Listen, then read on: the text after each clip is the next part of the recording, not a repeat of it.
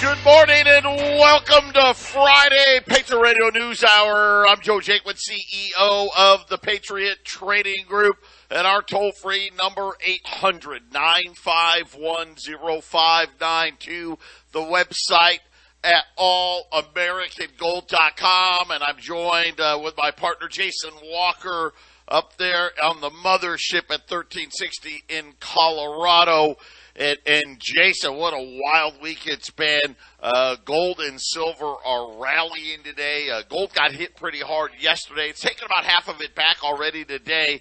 The Dow continues this downward spiral. You know, my son's been on a bunch of times trying to warn everybody about what's coming.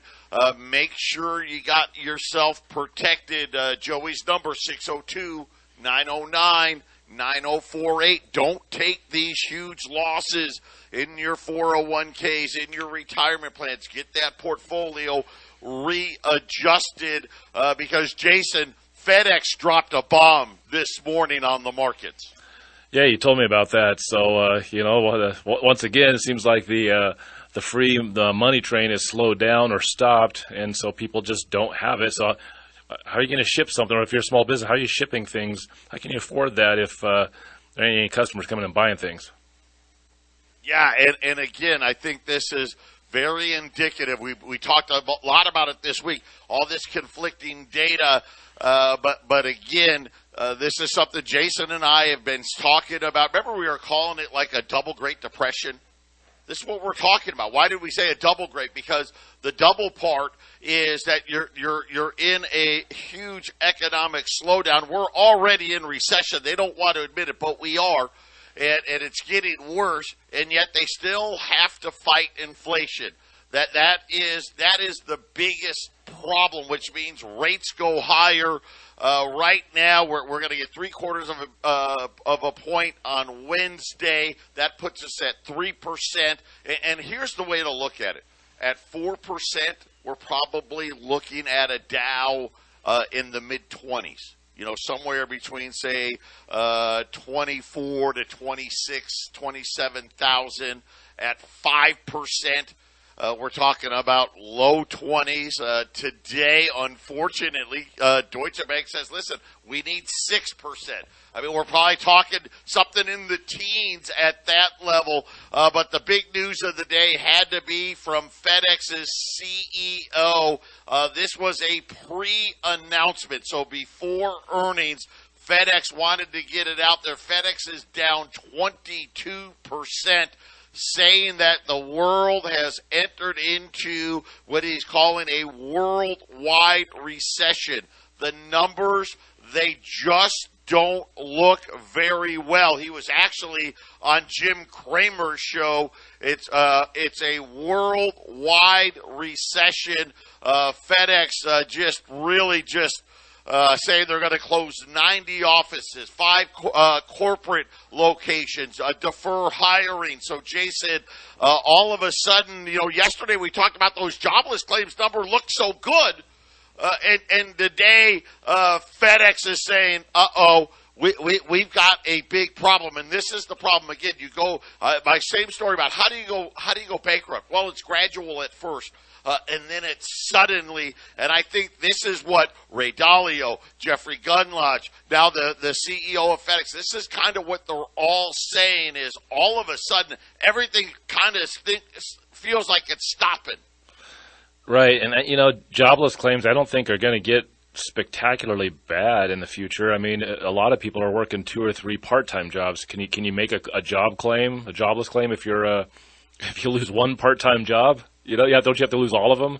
So I think these numbers we're entering into territory in an economy we have not seen before, where the numbers aren't going to be what we traditionally view them as, Joe. And that's a good point. The amount of people working multiple jobs is at an all-time record high.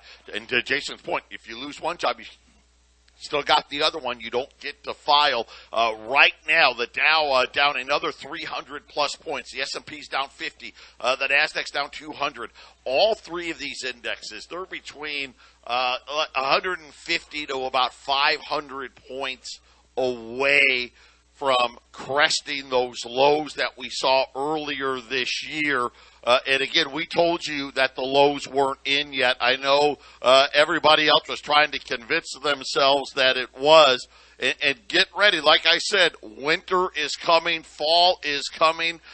Chevron was out this morning, the CEO of Chevron, warning. And I love it when I'm right. You know, I love it when I'm not always right, but I'm right a lot more than I'm wrong. He came out this morning and had a warning for America to brace for much higher natural gas and oil prices this winter. Said that there's a risk that costs are going to go up even more from here. Prices are already relatively very high to history and relative to what we have historically have seen. And he's saying that, in his view, $120, $130 oil is likely this winter. Natural gas prices could hit new all-time record highs here in the U.S., which would mean natural gas prices would have to go up like $6 or $7 from here to hit the all-time record highs, Jason. That's almost, natural gas like 8 or 9, so another 40, 50% could be possible on natural gas prices as well. I think we'll figure out how rigged the system is here soon, because for about 18 months we've had the markets at 32,000 Dow, 12,000 NASDAQ, and 4,000 S&P. We're below that now again. It's been there a few times in the last 18 months. But then it just magically goes up, Joe. So we'll have to see if they got more tricks up their sleeve, Joe. We'll be back right after the break. 800-951-0592. The Dow down 320 right now, trying to hold above 30,500. Right now at 30,600. The S&P, as Jason said, lost 4,000, 3,850.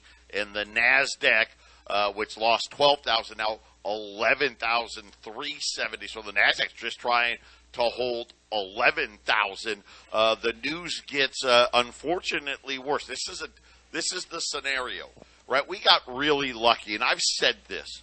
We got lucky that oil and gas prices came down because we didn't get a hurricane. That was just luck. Here's the problem. We don't need a hurricane because the strategic oil reserve is running out of oil, and this is going to stop. Listen, we got about 4 weeks left, 4 or 5 weeks left, and then it's over. And then 8.5 million barrels of oil a week come off the market, over 1 million barrels a day come off the market. And even with the slowdown, that would put draws everywhere. Right now, the U.S., 1 week will build some crude oil, then the next week we'll build some gasoline, and then the next week we may build some diesel, but it's really small with all of that extra oil.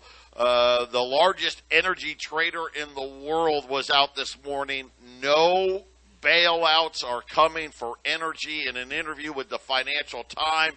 Not on the oil side, not on the natural gas side. They said the Biden administration has been raging a war against crushing the U.S. energy industry that has led to massive de-investment in the sector. Listen to this. They're saying that capital availability is extremely limited in the United States, and rig counts in the U.S. have actually started to fall, and production has flatlined well below the pre-pandemic levels, Jason. And again, I'm just warning you, this is going to stoke inflation even further. This is what happens. They lied about transitory. They waited way too long. Inflation has definitely seeded itself into this economy. And these interest rates, Jason, 3%'s not getting it done. 4%'s not getting it done. I doubt 5 or 6%'s going to get it done. And could you imagine what would happen here? Just so you know. We're already technically in a recession because we had negative GDP growth in the first quarter, negative GDP growth in the second quarter. We got an update from the Fed on their GDP tracker. We got it yesterday afternoon, and I just want to highlight some things in this report. On September 7th, on December 1st, they were saying GDP third quarter was going to be 2.6%. On September 7th, they said 1.4%. Yesterday, Jason, it's all the way down to 0.5%. And this is the same path we've seen over and over and over again. This economic data, it sure seems like, especially with the announcement from FedEx today, that third quarter GDP is going to be negative as well. Where did they get the information for these projections? How is anything from the last quarter, which they thought was going to be a positive number, end up being a negative number? How did that get better in the last 3 months? I don't see where their information's coming from, Joe. Well, what's happened is they throw these estimates. Retail sales is a great example. Yesterday, remember we talked about retail sales. They went back to July's number and said, you know what, it was actually worse than what we thought. And then the August number wasn't very good either, which really drove down GDP again. And we don't even have the September data, but we know this. We know that housing's a stinker. We know that rates are continuing to rise. So that just means what? Less cars are going to sell. Less houses are going to sell. We're in the recession already. The problem is, as these rates continue to rise, this recession is going to turn into a depression, just like we were saying all along, Jason. Right, and that's what I don't see how they think there's going to be a positive number for third quarter. That just boggles my mind. Especially, like you said, would take just FedEx as an example. They're showing you that people aren't sending packages. Every single thing that we report on this show that you bring to the air, Joe, is all negative impact to economy. There's not any positives. To say that, hey, we're going to break the recession from the first two quarters. I don't see how they can even project a 0.5 point GDP. I don't get that. It seems ludicrous. Well, yeah, they got the rose-colored glasses on, right? If September was perfect, then they could maybe eke out 0.5%. It's not going to be perfect. Everybody needs to prepare for all of this. And again, the big bright spot still is jobs, right? The problem is we get two different jobs number, right? The Bureau of Labor Statistics says we've added 1.8 million jobs in the last 6 months. The household survey says, well, we haven't added any jobs. I don't know which one it is, but the realities are, I think, to Jason's point earlier, I think it's a lot of people getting a second or third job. I think that's what we're seeing. And I think inflation skews those GDP numbers, because as prices have to rise for things, also the amount that let's just say you're selling whatever item, your margin percentage stays the same, so you're getting a little bit more. So I think as bad as it is, I don't think it's reflecting in that GDP, Joe, because I think as people have less money and they can't spend on things and businesses are shutting down or slowing, because the margins are the same and the prices are going up, I just think it softens that GDP number. I think the first two quarters could have been much worse than they were, but the inflation kind of hid some of it. Boy, I'm going to tell you right now, you bring up just an incredible point of why we're going to be right, because even their phony inflation, we just got it Tuesday, 8.3%. Well, if everybody was able to have 8.3% more money, and of course we know it's much higher than that, they could buy the same amount of stuff, you would think that we would have GDP growth of 8%. Yep. Right? The fact that we've got negative growth with this high of an inflation number, to your point, Jason, it's really a lot worse than what it appears. But because of the inflation, that number's looking, better than it normally would be. And that's why we're going to be right, because this is the problem, because it's covering up how slow things really are. And that's why I'm not surprised by FedEx. Think about it. I don't remember, and I've been doing this a long time, FedEx coming out and losing 22% in a single day. They missed their earnings by almost $2 a share. They missed it by like 40%. It wasn't even close. How bad they missed it. I've never heard FedEx closing 90 facilities.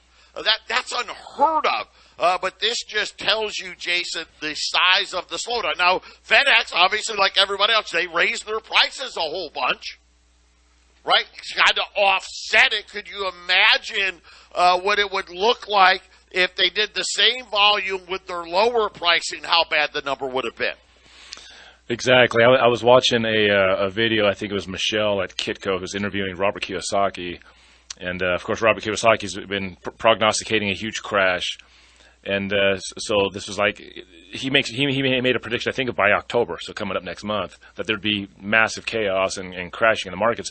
But when she started interviewing him, she did say something like, if you compare, once again, if you look at the numbers correctly, she says versus GDP at where the markets are and the inflation, she said this is the biggest. We're in the middle this year is the biggest market crash in the last 50 years.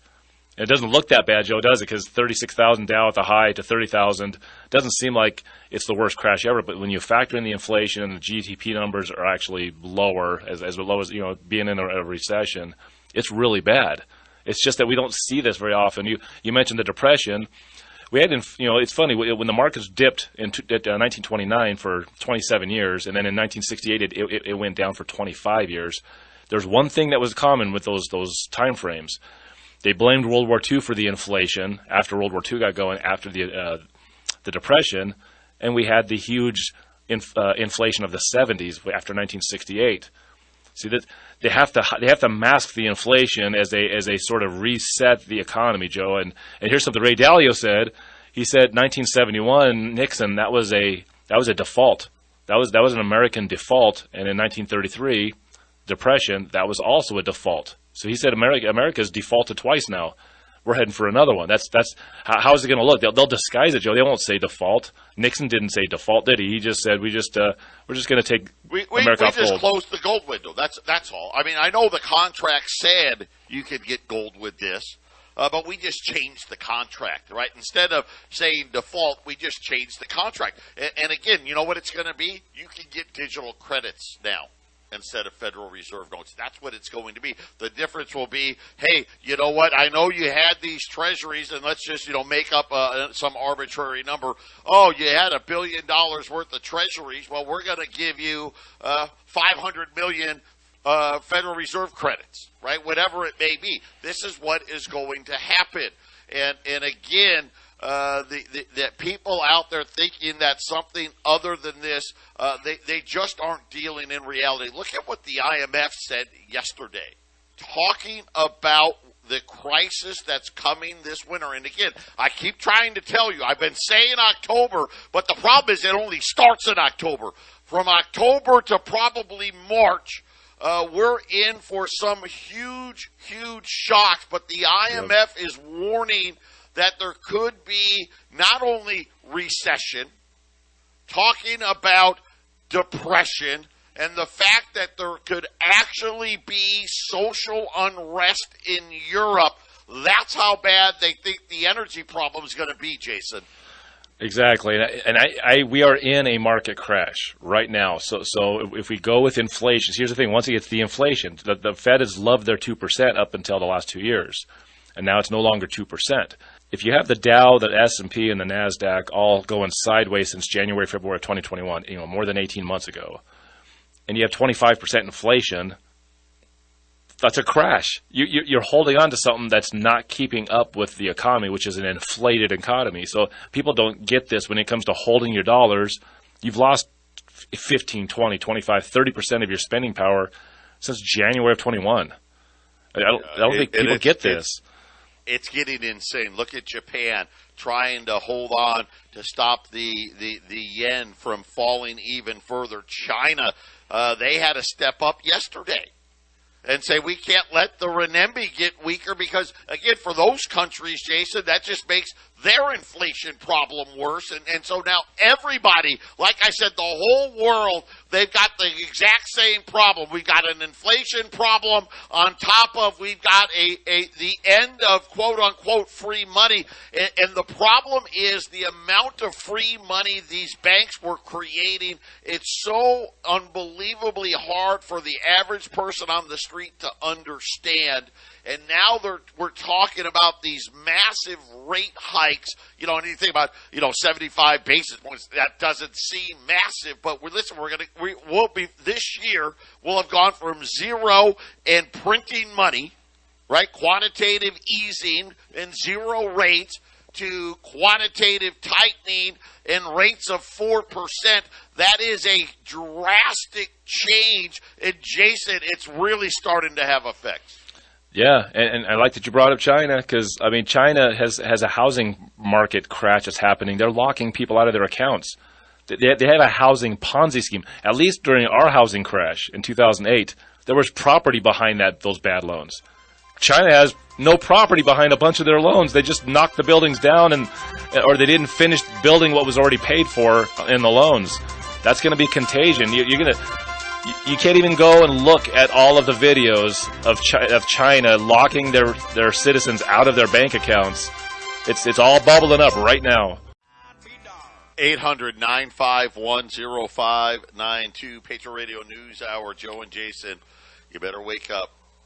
It's coming. And all these data points are continuing to flow in. This one, out of the Port of Los Angeles. This is the largest port in the United States, and it's hard to understand the significance of this. From July to August, imports fell 17% in 1 month. It's incredible. You don't get this. The only time you got that was when the dock guys walked off on strike. Jason, it's incredible how fast this thing came to a stop, to fall 17% in a single month. And by the way, the funny part is now it's down 17% year over year, but all of it came in just the last month. Yeah, it's pretty drastic. If you have a bad year, you kind of want it to be kind of gradual, don't you? Having it happen all in 1 month that's not a good sign, is it? What's the next month going to give us? Well, that's the problem, and obviously next month, I don't think we'll get another 17%, but the trend is here now. You're starting to see all of this play out. Right now, gold 1677. Yesterday, gold was 1660. We ran those AU20s, the Liberties and the Saints. We still have some left, and we're honoring yesterday's price. So think about this. Gold's up about $17 from yesterday's price when we were out there yesterday morning. So $19.95 on AU Liberties and AU Saints. So that's going up about 3-4 grades from where we normally are at. But AUs are almost uncirculated. They've got a bunch of dates. Obviously we'll do the best we can to give you the mix of whatever is in there. But $19.95 is a price on 20s, Jason. And regardless of grade, we just haven't seen.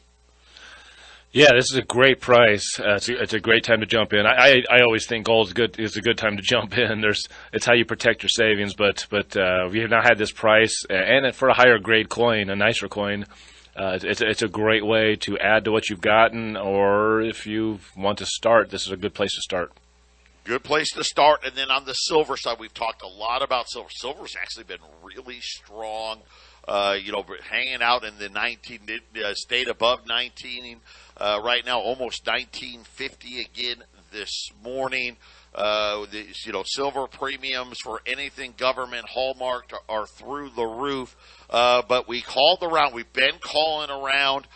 We got our hands on some rounds. I don't know what they're going to be. They could be anything. They could be buffalo rounds. They could be prospector rounds. They could be American flags. They could be Morgan or Peace reproduction rounds. I have no idea. They're just 1 ounce silver rounds.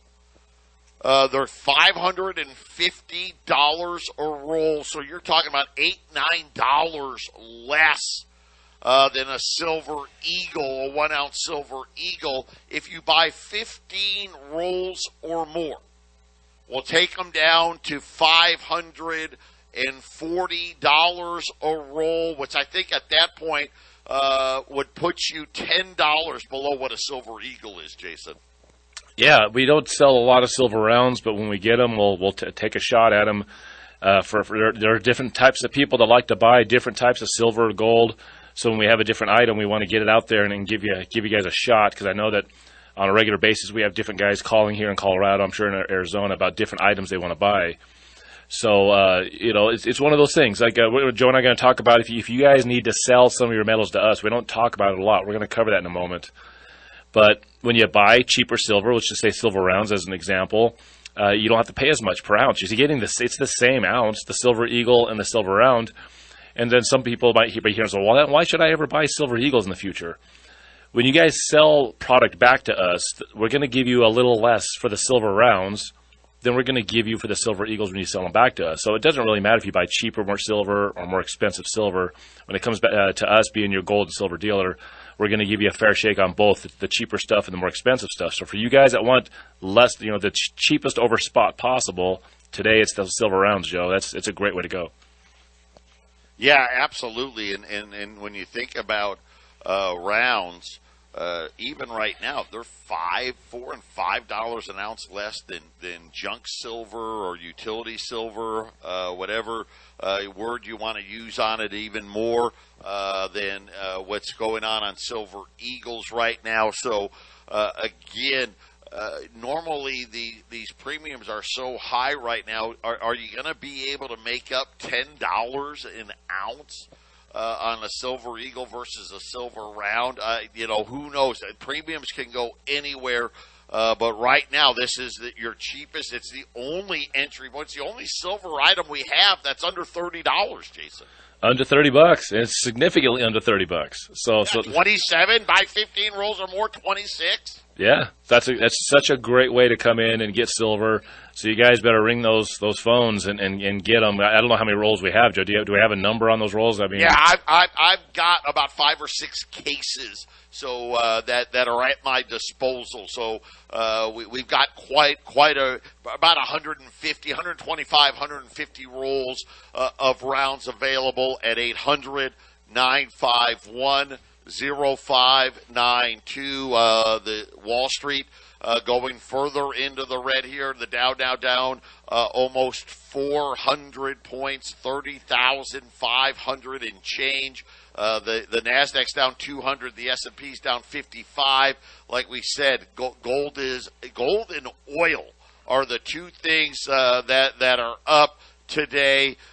Interest rates have kind of eased back just a little bit, mostly having to do with the fact that it seems like all of a sudden all these other countries are trying to stop their currencies, Jason, from falling any further because of inflation. Yeah, and it's funny because we always price everything to the dollar. It's all and when you talk about other countries, it's always you have to compare the currencies, right, Joe? And so when these things get out of balance, this is another indication of how how close we are to some really bad things happening. These currencies, they balance out. They have to have these guys that trade in currencies and these business deals between countries. You can lose billions of dollars on deals just because your currency goes up or their currency goes down or whatever, whichever way it goes, Joe. It's very important how these currencies react and their value versus others. Yeah, it's just hugely all of these things. And again, I think the news out of FedEx talking about, hey, this isn't just a U.S. problem. This isn't a Europe problem, an Asian problem. It is globally. Protect yourself. Don't keep all that money in the bank, especially if things get worse from here. 800-951-0592, Patriot Radio News Hour. We'll be back after the break. Our Joe and Jason, we got some calls saying the 800 line is having some issues. Believe it or not, there's been phone issues all on the West Coast, Oregon, California, Arizona. So we got some calls from some customers saying that the 800 line just ringing and ringing and ringing. So I'll give you our regular Arizona number, 623-780-3117 on top of our 800. I called the 800 number from my cell phone. It worked, but other people are having the issue there. Just to let everybody know, the AU-20s, the Liberties, the Saints, they are up on our website. The rounds will not be, and just because I don't know what they're going to be. So whatever round I put up there, you know, people get upset. Oh, I ordered this round and you gave me something. I don't know what the round is going to be, but I do know that we've got a great price out there. $550 a roll on the rounds. That's a roll of 21-ounce silver rounds. If you buy 15 rolls or more, $540. And then, of course, the AUs, both the Liberty and the Saint, you pick them. By the way, we're running low on Saints. People have been predominantly buying the Saints. They're both $1,995 at 800-951-0592. Or, if that's not working for whatever reason, 623-780-3117. And hopefully it'll get in. But there is we're already aware of this phone issue on the West, Jason. Yeah, that's a bummer, man. It's hard to do business if you can't get people to call and actually put the orders in. So, you know what's so funny is the Bullion Bank in California, they've had phone issues now all week. And apparently he was saying it was something in Oregon, of all places, that is affecting phone lines all over the West Coast. Boy, my mind goes to all different kinds of places when I hear that people can't make phone calls. You know, I just don't like to hear it.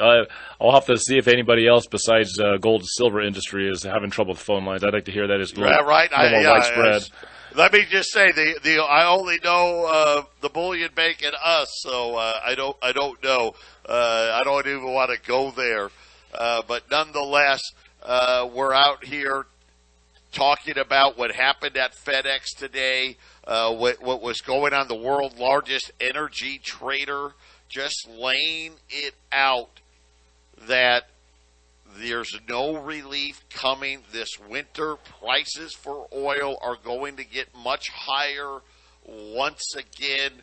And again, Jason, when we think about energy, you really want to bring economies to its knees. If you really want to impoverish the citizenry, get rid of cheap energy, and that will do it.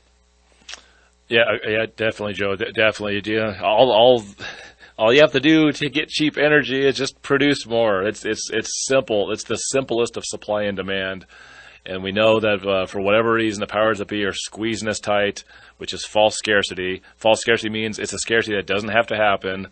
So we're going to have to live with this, and this is one of the abundant reasons why you put gold and silver aside for tough times, because you know what? It's nice to have something sitting there ready for when you need it. And Joe, sometimes, like right now, this is when people need it. I've had quite a few, and I think Joe's had quite a few people selling back to us. Let me give an example of one customer. He was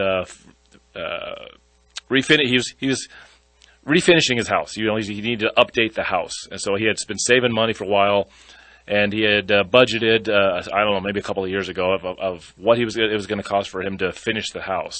redo the windows and doors and siding and all this stuff, and $60,000. Well, when he's down into the nitty gritty of getting it done, it's $120,000. So he came in, he was a little short on making the bigger number. He sold us 5 ounces of gold, and we paid him in turn, and off he went.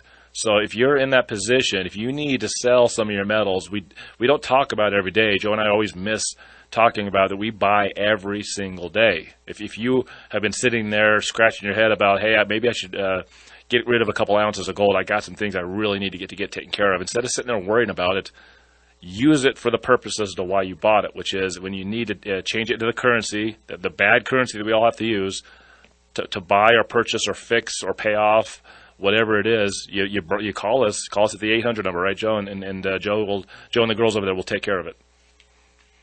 Yeah, absolutely. And we do that, like Jason said, every day. That's what we're here for. We buy it, we sell it, we trade it, we do it all. Accountable USA has just released its findings. They investigated the 100 largest corporations in the United States. And they were looking for, hey, how supportive are they of America and the American democracy? They had 14 different criteria. 7 of them involved contributions to electorate officials that undermined democracy and voting rights, and others for pro-democracies and things of that nature. They also were looking at like the electoral process and then who they were donating money to. Were they democratically based organizations or were they not? And Jason, it was shocking. When we get back, who is funding the demise of the American democracy? I'm going to give you the grades when we get back. Don't touch that dial. 800-951-0592, Patriot Radio News Hour, Silver Rounds, 540 by 15 rolls, or I'm sorry, 550 by 15 rolls or more, 540. And then, of course, the AU-20s, the Liberties and the Saints at 1995. Gold and oil are the only things up to, well, gold, oil, and silver, the only things up today as FedEx is calling for a worldwide recession after a huge miss on earnings. But Accountable USA, They said who is funding the American democracy and who isn't.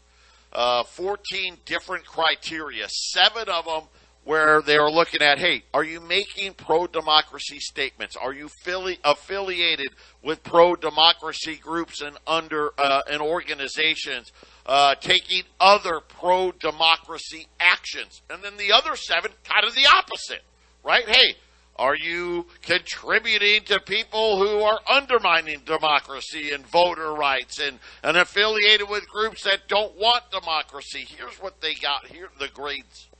3 of the mega banks here in the United States, J.P. Morgan, Morgan Stanley, Wells Fargo, all got Fs.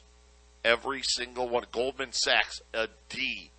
The best bank of the big banks, Bank of America and Citigroup, got Bs. But the article points out, you know, when you work for these companies, apparently as a condition to be hired, Jason, you agree that you can't go and have a jury trial to work for these banks? Well, I'm not surprised by that, but yeah, that's not good. Oh, no. But, is anybody surprised that J.P. Morgan is leading the charge to funding groups that are against democracy? I'm not shocked at all. I mean, it's disgusting when you see it in this report that came out of all of these, the biggest companies in the United States. Almost half of them almost half of them, Jason, are actively trying to counteract our democracy. Yeah, and I wish they'd use the more appropriate term of what we're supposed to be, which is a constitutional republic. So, to tell you the truth, undermining democracy, I'm all up for that, because democracy is a lot more like a socialist communist. The term should be constitutional republic. Yes, in the article they say democracy, but yes. But in 1930. Well, in 1933, we actually became a democracy. The bankruptcy of America, we actually turned into a democracy. So that's beside the point. Joe's making the point that who's trying to take us down as a country? All these big companies tend to be. Well, I don't know where their criteria came from, Joe. I'd like to know how they came up with these facts and figures, because I would say a lot of these big companies, if the criteria is, well, they're leveraged heavily in foreign countries and they support terrorist organizations or whatnot, then of course I think that's kind of where they got their F numbers on those businesses, and the banks can't even get an A. But I mean, let's face it, we're in this world community, Joe, and it's how does any of these multi-international corporations do well? I think it just highlights to our listeners, right? It highlights, listen, they want big government. They want a global type government system, and this is where they're driving us to. 800-951-0592.